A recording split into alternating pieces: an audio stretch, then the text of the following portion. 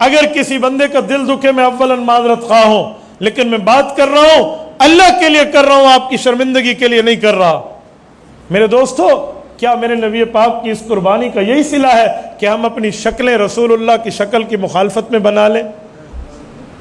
میں کسی پر اعتراض نہیں کر رہا، میں مسلمان کی اس بات سے واقف ہوں کہ لوگ اگر داڑھی کاٹتے ہیں تو اس نیت سے کہ اللہ ہم گناہ گار ہیں، ہمیں توفیق دے دے۔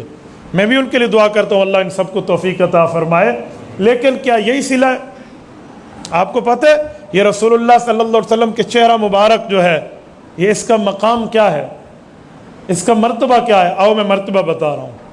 ہم جب قبر میں جائیں گے نا، ہمارے پہنے ہوئے کپڑے اتر جائیں گے، ہم کفن پہن کے جائیں گے، ہمارے سر پہ لگے ہوئے کپڑے اتر جائیں گے، یہ پگڑیاں نہیں ہوں گی، سر ننگے جائیں گے، پاؤں میں پہننے کے لیے جوتا تک نہیں ہوگا، کمائی ہوئی مال و دولت، یہ پیسے ہمارے ساتھ نہیں ہوں گے، چاہے حلال و حرام کمائے ہیں۔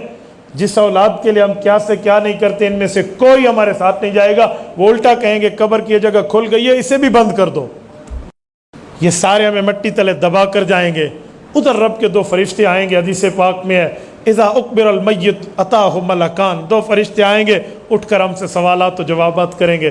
ٹھیک جواب تو جنت کا باغ، برا جواب تو جہنم کی گڑھا، اللہ محفوظ فرمائے۔ یہ عالم ہوگا، اس وقت ہم کوئی کتاب پیش نہیں کر سکیں گے، ہم مسلمان ہیں فرشتوں۔ ہم اس وقت کوئی نصاب پیش نہیں کر سکیں گے ہم نے پیغمبر کی سنتوں پہ عمل کیا۔ ہمارے پاس دکھانے کے لیے فزیکل سچویشن میں ایک ہی چیز ہوگی، اپنے نبی کی یہی سنت ہوگی جس کو ہم بطور دلیل پیش کر سکیں گے۔ اس قبر کی پاداش میں ہمارے پاس اور کچھ نہیں ہوگا، یہ واحد سنت ہوگی شاید جس کو مسلمان پیش کر پائے، غیر مسلم جانے اس کا کام جانے، مسلمان بطور سنت اس کو پیش کر سکے گا۔ اور کون سی نشانی ہے ہمارے جسم کے اوپر جو ہم وہاں پیش کر سکتے ہیں؟ میرے دوستو، اس سنت کی بھی ہم نے مخالفت آج کر دی ہے۔ میں حیران ہوتا ہوں بعض اوقات، یقین مانے ایسی بات پر لوگ نبی پاک صلی اللہ علیہ وسلم کی محبت پہ عمل کریں گے، دل پر رسول اللہ صلی اللہ علیہ وسلم کے احکامات نافذ کریں گے، لیکن جب داڑھی مبارک کی بات آئے تو لوگ عجیب باتیں کرتے ہیں۔ ایک بندے نے مجھے کہا مولانا صرف داڑھی میں اسلام ٹھہرا ہوا ہے، داڑھی کے بغیر اسلام نہیں ہے۔ میں نے کہا ہے، کس نے کہا نہیں ہے؟ چھت کے بغیر بھی گاڑی ہوتی ہے، تو نے اپنی گاڑی چلانے کے لیے کبھی چھت اتار دی ہے؟ بندہ پہنچ تو یہاں سے اسلام آباد ویسے بھی جائے گا، اب چھت اتار دے، شیشے اتار دے، کھڑکیاں پھینک دے، ادھر تو آپ نہیں دیکھتے۔ تو آپ نے اپنے اسلام کو لولا لنگڑا کر رکھا ہے، آپ نے اپنے معاملات، ہمیں کچھ تو دیکھنا چاہیے۔ ہمیں یہاں یہ چیزیں نظر نہیں آتی۔ اور آسمان پر اللہ نے کچھ فرشتوں کی مخلوق پیدا کی ہے، اور کچھ فرشتوں کی جماعت پیدا ایسی کی ہے جن کے ذمہ اللہ نے 2 تسبیحیں لگائی ہیں۔ ایک جماعت جو فرشتوں کی ہے وہ یہ تسبیح کرتی ہے سبحان الذی زین الرجال باللہا، میرا اللہ تو ہر کفر و شرک سے پاک ہے، تو نے مرد کو زینت دی ہے داڑھی کے بالوں کے ساتھ۔ وہ سبحان الذی زین النساء بالقرون، میرا اللہ تو کفر و شرک اور ہر عیب سے پاک ہے، تو نے مسلمان خاتون کو عزت دی ہے سر کے بالوں کے ساتھ۔ آج عورتوں نے بال کٹائے ہوئے ہیں، مردوں نے داڑیاں کٹائی ہوئی ہیں۔